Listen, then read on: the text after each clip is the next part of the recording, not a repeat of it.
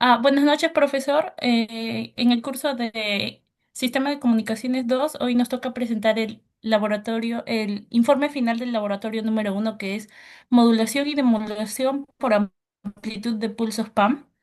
Eh, Somos de la sección M y los integrantes son quienes habla, Gabriel Ángela Bustamante Domínguez, Frank Anthony González Poclin, José Daniel Janco Alarcón y Rubén Dilber Quispe Paco.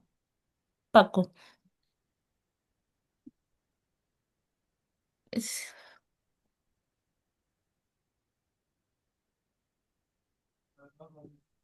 Siguiente.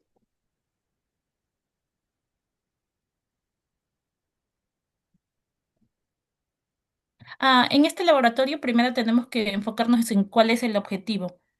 El objetivo es poder conocer y profundizar los conocimientos de la modulación en banda base y cuáles son sus aplicaciones. Esto mediante poder aplicar los conocimientos y la teoría que hemos adquirido y poder experimentarlo mediante el desarrollo de estos laboratorios y las simulaciones que van a permitir poder demostrar lo que los conocimientos adquiridos.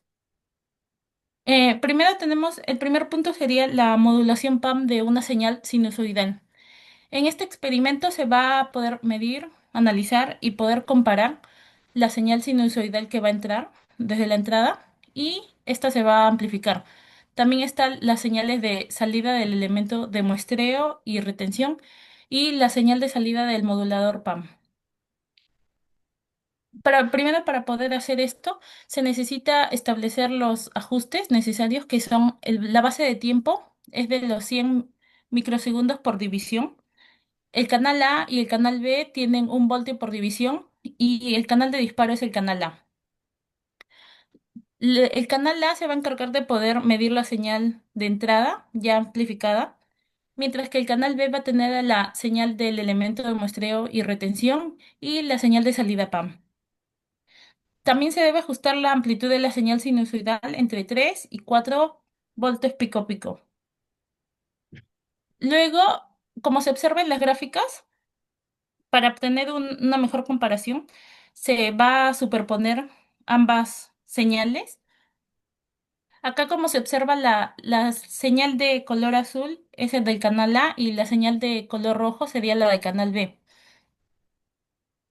En la primera gráfica se extiende la señal de entrada de muestreo y retención y en la figura 2 se tiene la señal de la salida del PAM. ¿Qué se puede decir respecto a esto?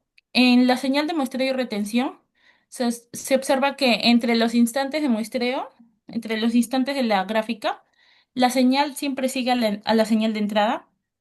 Luego también está en que entre los intervalos de los instantes de exploración, estos permanecen invariables, es decir, no varían en el tiempo. Y luego se observa que la señal sinusoidal es explorada 8 veces durante un periodo. Luego, ¿qué se puede decir respecto a la señal PAM, la de salida? Es que entre los impulsos se observa que la señal decae a cero. Luego, la altura de estos impulsos que se observan corresponde a el valor momentáneo que adquiere la señal durante el instante en el que se está muestreando. Y los intervalos entre los impulsos no varían tampoco. Luego, en el segundo punto, se va a hacer la modulación PAM, pero de una señal continua. Y por el método del PAM se va a realizar la comparación de la señal de tensión continua modulada. Para esto también se tienen que hacer ciertos ajustes, como la base del tiempo serían también 100 microsegundos por división. El canal A y el canal B van a estar con 2 voltios por división y esta vez el canal de disparo sería el canal B. Luego el potenciómetro tenemos que ajustarlo para la tensión continua que se va a utilizar, sería de más 3 voltios. Luego en la señal para visualizar en el canal B, el canal A se va a encargar de poder medir las tensiones amplificadas de la señal de entrada. la señal de muestreo y retención y la del modulador PAM. Luego en el canal B, este se va a encargar de poder recibir los impulsos de sincronización. Como se observa, la primera gráfica corresponde a la señal de entrada, la segunda gráfica corresponde a la señal de muestreo y retención y la tercera gráfica corresponde a la señal de salida PAM. ¿Qué se puede decir respecto a esto? Que la señal se explora mediante los impulsos con la frecuencia de 8 kHz y la señal de salida PAM se puede decir que la señal se explora de manera periódica. También que los valores de amplitud son la secuencia de los impulsos y en la altura de estos impulsos representan a la amplitud de la señal justo en el instante en el que se está realizando la muestra. Ahora le doy paso a mi compañero. Bien, continuando la presentación, yo voy a tocar el tema de la emulación PAN para la señal sinusoidal y para la corriente continua. En el punto 3 nos pide la emulación PAN de una señal sinusoidal, eh, para la cual tenemos estas especificaciones de canal A un voltio por división, canal B un voltio por división. Eh, Nos dice con el canal A del osciloscopio, mide la señal de entrada para la aplicación realizada en modelador PAM. Y con el canal B, la señal de salida PAM antes y después de que atraviesen el filtro pasabajo del emulador PAM. Eh, Aquí tenemos los resultados, la figura 3.2, la señal de entrada PAN en el emulador y la salida que tiene que, tenemos que reconstruir la señal sinusoidal, ¿no? Como vemos, acá está la señal sinusoidal reconstruida en la figura 3.3. En la emulación de una señal PAN que contiene una sinusoidal se llevó a cabo recuperando la información original obtenida en la señal modulada. Para ello utilizamos el Lemux y un filtro pasabajos. Eh, este proceso de emulación logró reconstruir con éxito la onda sinusoidal a partir de la versión de modulada en PAN. Para el punto 4 nos pide la emulación PAN de para una señal de tensión continua. Nos pide demostrar que también se puede reconstruir, recuperar una señal de corriente continua y no solo sinusoidal. Nos pide estas especificaciones y acá tenemos los resultados, ¿no? Acá tenemos la señal PAN en la entrada en el emulador en la figura 4.2. Y luego en la figura 4.4 la señal de salida, ¿no? Acá tenemos un pequeño cuestionario que ha sido desarrollado en el laboratorio. Y para ¿qué conclusiones nos deja el punto 4? Que el sistema logró demodular exitosamente la señal PAN y recuperar la tensión continua original, demostrando la versatilidad de la modulación PAN para manejar diferentes tipos de señales analógicas. A continuación, le paso a mi compañero, Franco, que va a poner el punto 5. Listo, Rubén, muchas gracias. Respecto al punto 5, dice que las señales PAN multiplexadas por división en el tiempo. Bueno, en este punto del experimento se trata de observar y analizar las señales PAN multiplexadas por división del tiempo. Como lo mencioné, ya hemos modulado las señales en el modulador y ahora lo que vamos a proceder es ver cómo se comportan las señales después de ser multiplexadas y demoduladas, ¿no? Ahí tenemos las características de esta parte del laboratorio. ¿Y puedes bajar un poquito, por favor? Ahí, Rubén. La que sigue. Ya, listo. Respecto a la primera gráfica, bueno, en esta gráfica lo que observamos es que las señales originales de entradas en los canales 1 y 2, estas señales están moduladas por PAM y se encuentran representadas por dos señales sinusoidales, ¿no? Estas son las señales que posteriormente serán multiplexadas y transmitidas.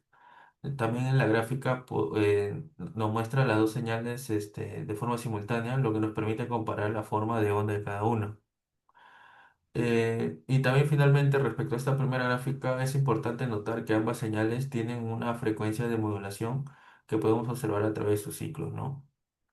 Respecto a la 2, lo que hemos hecho hemos medido las señales exploradas de los canales 1 y 2 en los casquillos y copiamos el resultado en el siguiente, en el oscilograma, ¿no? Esta figura muestra las señales después del proceso de muestreo en el modulador. También vemos que las señales muestreadas de los canales 1 y 2, es decir, las señales que han sido convertidas en valores discretos en el tiempo. Y también el proceso de muestreo convierte las señales continuas en una secuencia de muestras a intervalos regulares, lo cual es necesario para su transmisión digital. Ahora, respecto a la tercera gráfica, lo que vemos es la señal resultante de multiplexación por división de tiempo de las dos señales. También podemos decir que la multiplexación por división de tiempo consiste en dividir en el tiempo total de transmisión en intervalos y asignar cada señal su propio hueco en el tiempo, como podemos ver en la forma de la onda, ¿no? Y aquí un punto clave es observar que a pesar de ser dos señales distintas, ambas comparten el mismo canal de transmisión en diferentes intervalos de tiempo, lo que hace que se permita transmitirlas simultáneamente sin interferencia. Ahora, después de la medición de señales de moduladas, le hemos medido con osciloscopios de modulador las señales de multiplexadas y retenidas. Y en la figura 4 las señales de multiplexadas antes de la filtración. Las señales han sido filtradas, pero aún contienen algo de ruido, y la forma de onda muestra las señales parcialmente restauradas, ¿no? Y en este caso, en este paso también es importante porque las señales deben ser limpiadas de interferencias antes de ser interpretadas en su forma original. En este caso, las señales están marcadas con etiquetas de canal 1 y canal 2, que nos indica qué canal corresponde a cada una, ¿no? Ahí pueden visualizar con el color rojo y el color azul. Finalmente, en la gráfica 5.5, las señales de salida de los canales unidos, ¿no? Al final, esta gráfica lo que nos muestra es las señales filtradas que ya han sido completamente emuladas y están listas para ser interpretadas. A diferencia de la gráfica anterior, donde las señales aún tenían ruido, aquí podemos ver que las señales son más limpias y han recuperado su forma original. Y bueno, finalmente podemos decir que estas son señales de salida que podemos usar para obtener la información que originalmente fue enviada a través del sistema PCM. En resumen, lo que se está observando en las gráficas es el proceso completo de multiplexación por división de tiempo de las señales, desde su modulación inicial, pasando por el muestreo, la multiplexación, la demodulación y finalmente la filtración para obtener señales claras y definidas, ¿no? Tener en cuenta que este proceso es esencial para sistemas de comunicación digital, donde se busca transmitir múltiples señales a través de un solo canal de comunicación sin que se interfirieran entre ellas. Luego doy paso a mi compañero Frank, que nos va a explicar su código en MATLAB. Ahí, Frank. A continuación mostraremos un pequeño código en MATLAB que nos permitirá grabar 5 segundos de audio, el cual lo vamos a tener que multiplicar por pulsos, por un tren de pulsos, que en este caso utilizamos, eh, en este caso van a ser, para mayor realismo, utilizamos pulsos rectangulares. Eh, la señal PAMP se va a escuchar distorsionada, y para la recuperación, para la demodulación, utilizaremos un filtro Butterworth de orden 6. A continuación, procederé a correr el código para ver que... el-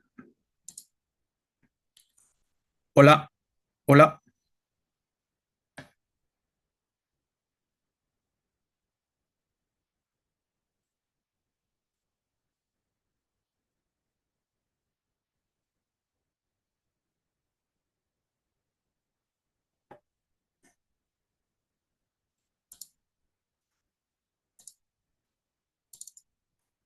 Como se ve acá, al inicio tenemos la señal de voz, la original de los 5 segundos de audio que grabamos. Luego tenemos la señal PAM, que en este caso con pulsos rectangulares se escucha con ruido, y la señal demodulada mediante el filtro tratamos de recuperarla, pero igual se escucha con distorsión. Eso sería parte de nuestro código de MATLAB. Pasar a las conclusiones que están en el documento. ¿Puedes compartir, José? Compañero Rubén. Bueno,